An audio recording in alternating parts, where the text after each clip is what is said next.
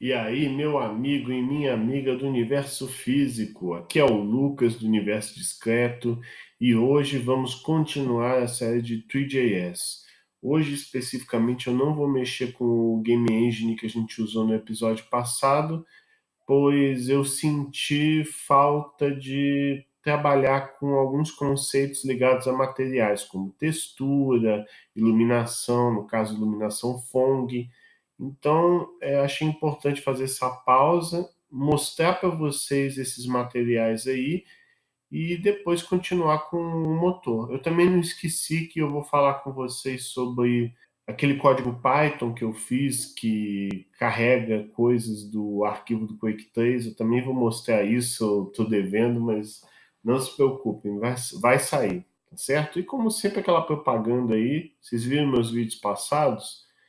Tem uma série de vídeos legais aí, Papo Discreto com a Tamires, a urna eletrônica, esse vídeo da urna eletrônica está dando o que falar. Eu vou fazer uma continuação dele, tá certo? E sem mais delongas, bora pro vídeo, bora para programação. Aqui, pessoal, é o código do exemplo do episódio 5. Eu vou trabalhar em cima dele porque ele já tem uma coisinha um pouquinho mais ajeitadinha para a gente trabalhar com materiais. Então, eu vou deixar esse código e também o código do episódio já concluído, eu vou deixar tudo na descrição do vídeo. Mas vamos começar mudando aqui o título para exemplo envolvendo materiais, já que a gente vai mexer aí com materiais de fato. Eu não vou fazer um vídeo muito longo hoje, não é a intenção, tá certo? Mas eu vou mostrar algumas coisas legais aí envolvendo materiais. Bom, antes de tudo, se a gente descer um pouquinho aqui no nosso código, tem aquelas funções. Function add cube in scene, blá blá blá blá blá blá. A gente vai adicionar mais funções. Aqui está errado, aqui não é axis, estava errado isso. Vou fazer uma coisa também, vou aumentar o eixo aqui para 200, só para a gente poder ver o eixo bem grande na tela, né? Bom, o que nós vamos fazer aqui? Existe a função adicionar cubo em cena. Vamos aprender a como adicionar um cubo com textura na cena. Vai ser essa função aqui. Add cube with texture in scene. Para isso, a gente vai primeiro declarar uma variável, a variável textura. A variável textura vai usar um componente do 3JS que não usamos ainda, que é o Texture Loader. New Tree Texture Loader. O próprio nome já diz, né? É um carregador de texturas e na função load a gente vai informar o arquivo em disco que contém a textura. No caso, essa textura já está ajeitada com tamanho 200 por 200 pixels. Isso vai ser importante. Eu não lembro se é 200 por 200. Eu vou colocar aí no vídeo qual que é o tamanho que eu usei para não ter maiores problemas, que é importante a textura, o tamanho da textura está bastante relacionado com o tamanho do modelo, né? Para encaixar bem. A textura é como se fosse um embrulho de presente. A caixinha, tá lá a caixinha do presente, você vai embrulhar o presente com aquele papel. A textura cumpre a mesma função, a mesma funcionalidade. É como se fosse um embrulho daquele presente que vai ser o cubo 3D sem nada dentro. Então a gente vai ter que informar. Eu já coloquei uma pasta chamada Textures e se chama create.gif, né? Como se fosse uma textura de madeira mesmo. Eu vou mostrar isso funcionando, tá? Não se preocupe. Então, vou tirar isso daqui da frente, agora que eu vi isso aqui está atrapalhando. Pronto, melhor. Então, beleza. Depois que a gente carrega a textura, o resto a gente já está meio habituado. A gente vai adicionar a geometria. A geometria vai ser uma caixa. Então, a gente vai chamar o construtor de box geometry. Qual tamanho? Para combinar bem com a textura, vai ser 200 por 200 por 200. Então, a gente está informando aí a largura 200, a altura 200, profundidade 200, respectivamente. Depois disso, a gente vai definir o material. E no vídeo de hoje a gente vai trabalhar principalmente com materiais mesmo. Então o material vai ser nada muito complexo, vai ser uma malha, um material de malha básica. É no material de malha básica que a gente passa a textura. Mas como é que a gente passa a textura? A gente passa com uma propriedade map. Então esse map aqui, tem que colocar chaves antes que eu me esqueça.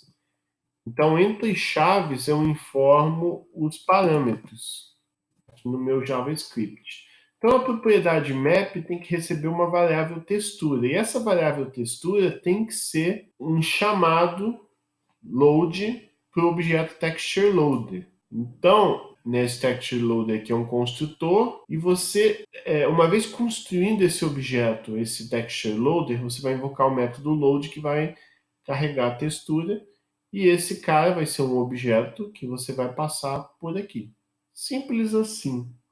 Depois disso, é só a gente finalizar construindo o cubo mesmo. O cubo a gente já declarou como uma variável externa aí ao código. Então a gente vai criar uma nova malha. E como nós já sabemos, se a gente está acompanhando todas as aulas aqui, uma malha sempre tem que ter uma geometria e um material. Depois disso, é só adicionar na cena, que é um objeto que já criamos. Nós criamos esse scene aqui no init scene. Beleza? Então, temos um cubo com textura na cena. O que temos que fazer agora é lá embaixo, já que a gente está trabalhando o nosso Fly Application, né? Se você não se recorda, a aula 5 foi a aula que construímos essa câmera. E eu adicionei um cubo justamente para a gente visualizar. Vamos comentar esse cubo e vamos substituir pela função Add Cube with Texture in Scene. Agora o cubo vai aparecer. Vamos só conferir aqui embaixo. Aqui no render, a gente define a rotação do cubo a cada iteração desse loop, do loop do aplicativo. Né? Essa função render ela é invocada continuamente. Para a gente brincar um pouquinho mais, vou fazer ele rotacionar em Y também. Com isso, eu acredito que vai aparecer o cubo aí direitinho. Eu vou mostrar uma outra coisa para vocês também interessante. Aqui está o CMD do Windows. Eu vou na pasta em que eu estou desenvolvendo esse projeto. E o que acontece, pessoal? Eu instalei o Node.js. O Node.js, resumidamente, é um ambiente muito legal onde você pode baixar bibliotecas, você pode montar um servidor local ou um servidor para você testar suas aplicações. Então, eu estou trabalhando com ele. E ele tem um elemento que eu acho muito legal, que é o HTTP Server. O que seria isso? Depois que você instala o Node.js, você chama npm, que é como se fosse o pacote que, digamos assim, é o gerenciador de pacotes. Ele baixa pacotes de uma forma muito parecida com o pip do Python. npm install http server.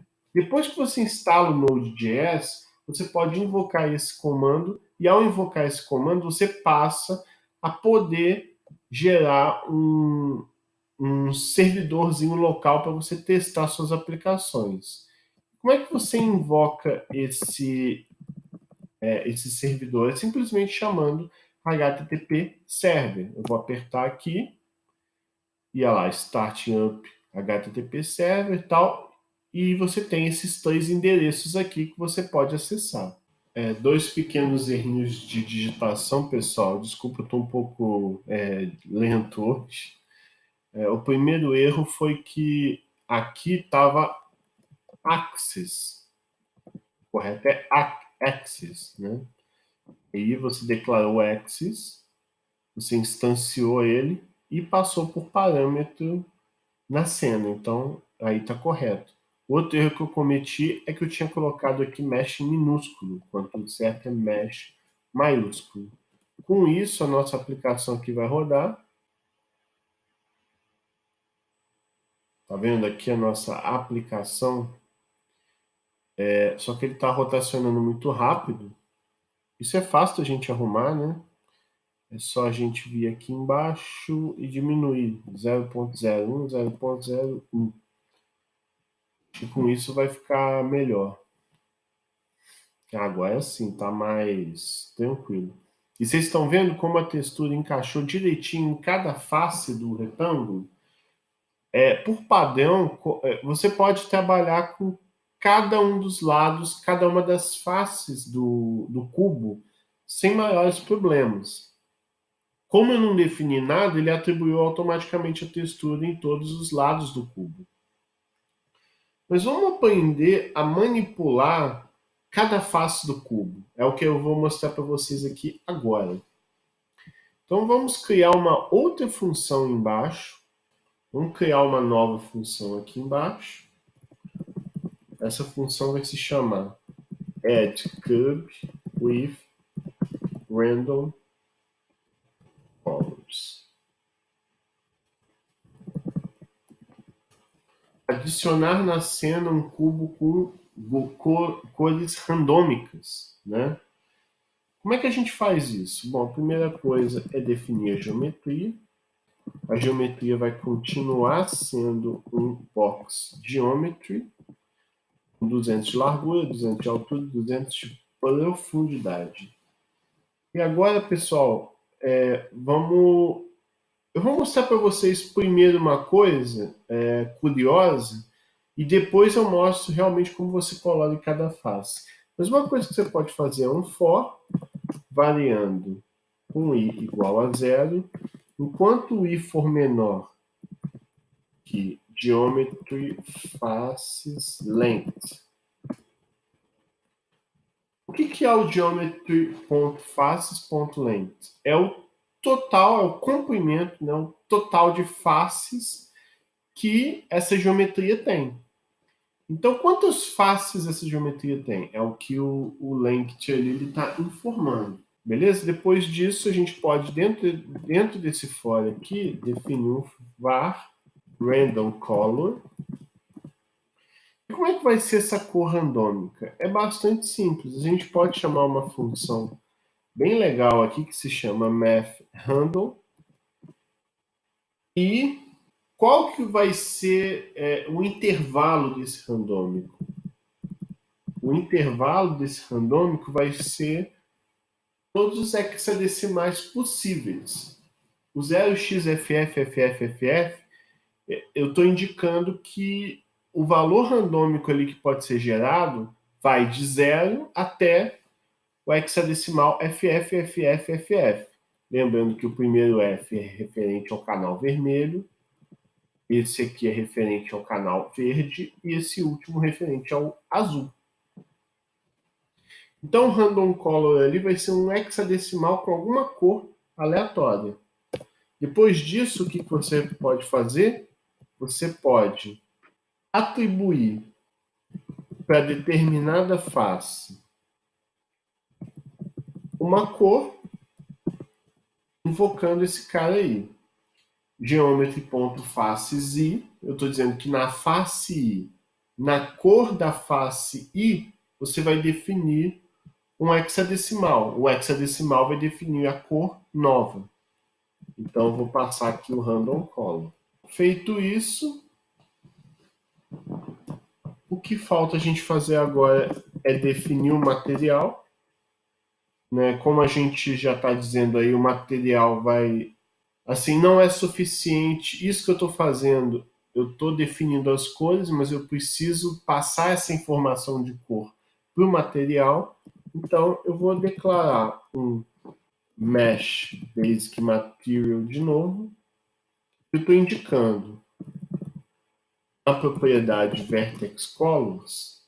O Vertex Colors vai justamente definir a cor desses vértices, a cor desses vértices que compõem o meu cubo.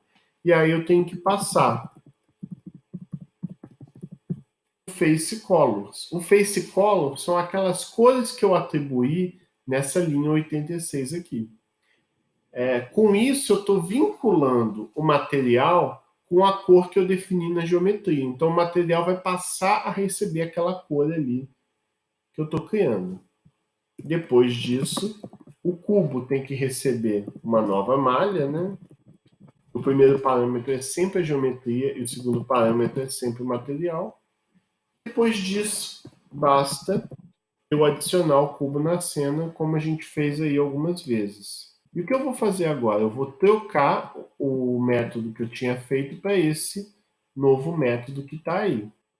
Então eu vou comentar esse adicionar cubo com textura na cena e vou e vou substituir por adicionar cubo com cores randômicas na cena. Vamos ver se isso daí vai rodar? Vamos conferir. Bom, rodou, mas tem uma coisa errada aí, Lucas. Eu queria colorir a face, mas eu só colori em formato de triângulo. O que aconteceu? É simples, meu jovem. É que cada face do cubo é um triângulo. Então, o 3JS, ele já, ao construir o cubo, ele já representa o cubo como se fosse um triângulo. Então, cada face que o cubo tem é esse triângulo que está aí. Ah, mas eu não queria assim, eu queria colorir cada lado desse cubo. Não tem problema, isso é fácil de ser arranjado. E é o que nós vamos resolver agora. O que podemos fazer? Eu posso andar de 2 em 2 aqui no meu for, né? E isso significa que cada interação do for vai ser um lado de uma face de fato. E eu mando colorir o primeiro triângulo com a cor randômica e o segundo triângulo, né, daquela mesma face, com a mesma cor. Ao fazer isso, eu acredito que cada lado do cubo vai ter a mesma cor. Que foi o que aconteceu aí, tá vendo? Então, a gente trabalha com as faces, cada face para o 3JS é um triângulo. Essa é uma das coisas que eu queria mostrar para vocês antes da gente dar continuidade a coisas mais avançadas aí de engine. Então, com isso, a gente entende melhor como que eu faço para colorir uma face que eu quiser, usando uma estratégia parecida. Você poderia colocar uma textura diferente para cada lado aí do triângulo. E agora eu vou mostrar para vocês um pouquinho sobre o Phong. O Phong, como se vocês estiverem bem lembrados, ele define um modelo de iluminação apropriado para a sua cena. E eu vou mostrar para vocês como é que a gente pode criar um objeto com iluminação, que é uma coisa também bem interessante de ser feita. Vamos lá. Para variar um pouquinho, ao invés de ser um cubo, porque tudo que a gente está fazendo aí é cubo, né? Vamos fazer uma esfera. Vamos fazer uma esfera iluminada usando o modelo Phong. Se você não sabe o que é o modelo Phong, dá uma olhada no vídeo que eu falei sobre iluminação de jogos. Eu vou ver se eu coloco o card aí, que ali eu dou uma breve explicação, ajuda a entender melhor. Eu gosto de fazer vídeos assim que um vai complementando a ideia do outro. Então, para não ficar toda a explicação complicada num vídeo só. Então, dá uma olhada nesse vídeo de iluminação de jogos que vai te ajudar a entender isso que eu estou fazendo agora. Então, vamos criar uma função add Phong sphere in scene. O modelo de iluminação Phong, para funcionar, ele precisa de uma iluminação. Eu vou definir uma luz direcional. O conceito de luz direcional eu também expliquei no vídeo de iluminação de jogos, então eu recomendo fortemente que você não deixe de assistir ele. Você pode definir aqui um directional light. A luz que a gente vai definir vai ser uma luz branca, e é isso que eu estou informando aí por parâmetro. Estou definindo uma luz direcional, então é uma luz que vai vir como se fosse do infinito, e essa luz vai ter a cor branca. E essa cor branca aí vai iluminar a esfera que a gente vai criar. A gente tem que definir a direção dessa luz. E para a gente fazer um teste, eu vou fazer o seguinte. Essa luz vai ser um vetor unitário na direção do eixo X, só na direção do eixo X. Vamos ver como que isso vai afetar a nossa esfera. Aí é importante você normalizar. para justamente trabalhar com vetores unitários aí. E nós chamamos o método add para adicionar a luz na nossa cena. Bom, depois disso, agora a gente pode realmente construir a esfera de fato. Para isso, a gente pode... Tem alguns métodos diferentes que a gente pode chamar. Um que eu acho interessante a gente usar é o Sphere Buffer Geometry. Nesse Sphere Buffer Geometry, a primeira coisa que você define qual é o raio dessa esfera. Eu vou colocar raio 100 para a esfera ficar bem grandinha. E o número de segmentos. Como assim número de segmentos? Eu acho que é mais fácil você entender o que é o número de segmentos com um exemplo. Então, eu vou colocar o seguinte, um segmento vertical e um segmento horizontal. Vocês vão ver o que vai acontecer com a esfera. Isso vai ajudar a entender. Vamos definir o material dessa esfera também. Como eu falei que a gente está trabalhando com Phong, eu vou definir uma malha com material Phong, um Mesh Phong Material, e eu defino qual é a cor dessa esfera. Essa esfera vai ter a cor vermelha.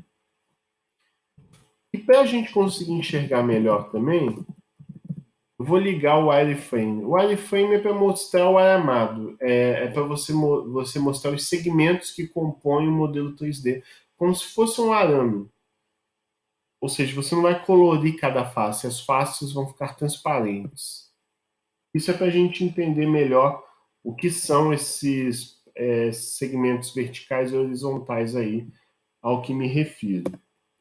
Depois disso, a gente precisa definir essa malha, passando diâmetro e passando material. E vamos adicionar uma esfera aí na nossa cena. Bom, agora que nós adicionamos a esfera, só tem uma coisa que a gente tem que tomar cuidado. Eu vou comentar aqui, vou chamar o método addFongSphere. Entretanto, ao fazer isso, a gente tem que tomar cuidado porque aqui embaixo tem esse cube, essa variável aqui, cubo. E essa variável cubo é inicializada por aquelas funções de adicionar cubo na cena, adicionar cubo com textura na cena. Então, o que acontece? Se eu chamar agora o código, vai dar pau. Porque essa variável cube aqui, ela não está inicializada. Pois, como eu estou explicando para vocês, eu comentei os três métodos que inicializam aquele cubo. Então, aquela variável não vai existir. E para eu tratar, não é que ela não vai existir, ela não vai estar inicializada. Então, eu tenho que verificar. Cubo é diferente de nulo? Se o cubo for diferente de nulo, significa que eu inicializei o cubo, então faz sentido eu fazer algum tratamento. Da mesma forma, se a esfera é diferente de nulo, eu também faço ela rotacionar. Aqui eu troco o cubo por esfera e o cubo por esfera. Vamos rodar o código agora e ver o que aconteceu. Vamos lá. Como vocês podem notar aí, isso não é uma esfera. Por que isso não é uma esfera? Justamente, lembra daqueles segmentos verticais e horizontais que eu falei? Quanto mais segmentos, mais a sua esfera vai ficando redonda. Porque o que acontece? O que é uma esfera, se não uma série de segmentos de reta muito pequenininhos que vão tornando ela redonda? Dessa forma, à medida que eu vou adicionando segmentos verticais e horizontais, eu vou deixando esse modelo um pouco mais redondinho. Quer ver? Eu vou colocar agora, vou trocar aqui para 10 e 10. Vai ficar mais parecido com uma bola. Olha lá, olha como agora está ficando mais parecido com uma bola. Ela ainda está meio poligonal demais. Isso acontece porque no eixo X eu estou dizendo que você vai ter 10 segmentos de uma ponta a outra. Né? 1, 2, 3, 4, 5, 6, 7, 8, 9, 10. Tanto no eixo X, né, no eixo X, quanto no eixo Y. E para a gente ter um resultado realmente realista, a gente tem que ter um número bastante grande de segmentos verticais e horizontais. Acho que 32 é suficiente. Tá vendo? Agora realmente está com cara de uma esfera. A gente pode até dobrar. O problema é que ao fazer isso, quanto maior o valor aqui, mais processamento você exige da máquina. Vamos testar para 64 aqui e ver o que acontece. 64 não está tão lento ainda e realmente está bem suave. Tá vendo? Você tem 64 segmentos dessa ponta aqui até essa ponta aqui, tanto na vertical quanto na horizontal. O que eu vou fazer agora? Eu vou desligar o wireframe e a gente vai entender melhor o que vai acontecer com a iluminação neste exemplo. Olha aí. O que está acontecendo aí? Você só está recebendo luz nessa direção. Pois justamente eu defini que a luz vem na direção do eixo X. Se eu trocar o eixo X aqui por eixo Y, a gente vai ver a luz vindo na direção de Y, agora está vindo de cima. Então a gente entende que esse é o eixo X e esse de cima é o eixo Y. Então esse é o eixo X e esse é o eixo Y. Esse verdinho aí é o Y e esse vermelho, laranjinha agora, é o X. E Z? Z vai ser o azul. Vamos mudar aqui e vamos conferir. Tá vendo? Agora ele está vindo nessa direção. O Z é sempre entrando na tela ou saindo da tela. Se a gente voar um pouquinho, ó, vamos voar aqui usando essa câmera.